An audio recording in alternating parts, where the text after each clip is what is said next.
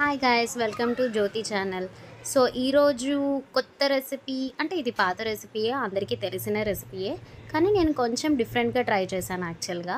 So ఏంటంటే ఎప్పుడైనా మనకి చపాతీలో కర్రీ లేనప్పుడు, చపాతీ ఉంటుంది కర్రీ ఉండదు, చేసుకోవాలంటే అబ్బా అనిపించినప్పుడు మనం చపాతీ విత్ మిల్క్ ట్రై చేయొచ్చు. Actually it is healthy and tasty కూడా. సో నార్మల్గా మనం చపాతీ పిండి కలిపేసుకొని కొంచెం సాల్ట్, ఆయిల్ అండ్ వాటర్, కావాలంటే మిల్క్ కూడా వేసి కలిపేసుకొని, ఇదిగో చూపిస్తున్నాను కదా, ఇలాగా ఎవ్రీ చపాతీకి ఆయిల్ రాసుకొని లైక్ ఫోల్డింగ్ చేసుకోవాలి. ఇలా ఫోల్డింగ్ ఎందుకు చేస్తామంటే పొరలు రావడానికి. ఇది నార్మల్గా నేను ట్రై చేశాను, డిఫరెంట్ ఫోల్డింగ్ అసలు ఎలా ఉంటుంది, ఇలా ఫోల్డ్ చేస్తే అసలు చపాతీ వస్తుందా రాదా అని.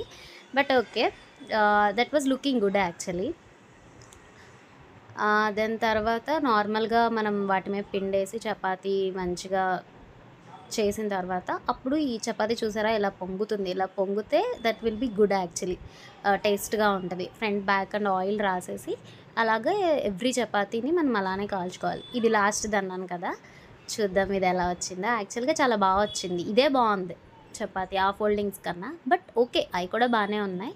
సో అది కూడా సేమ్, చూసారా ఎలా పొంగుతుందో. అలాగా కాల్చేసుకున్న తర్వాత ఇవన్నీ నేను చేసిన చపాతీలు ఈరోజు. దాని తర్వాత అప్పుడు పాలు వేడి చేసుకొని గ్లాస్లో షుగర్ ఆర్ ఎల్స్ మన దగ్గర బెల్లం ఉంటే బెల్లం వేసుకొని, ఈ పాలు ఎన్ని పాలు కావాలంటే ఎన్ని పాలు వేసుకొని ఇప్పుడు ఈ చపాతీని ఇందులో డిప్ చేసుకోవాలన్నమాట.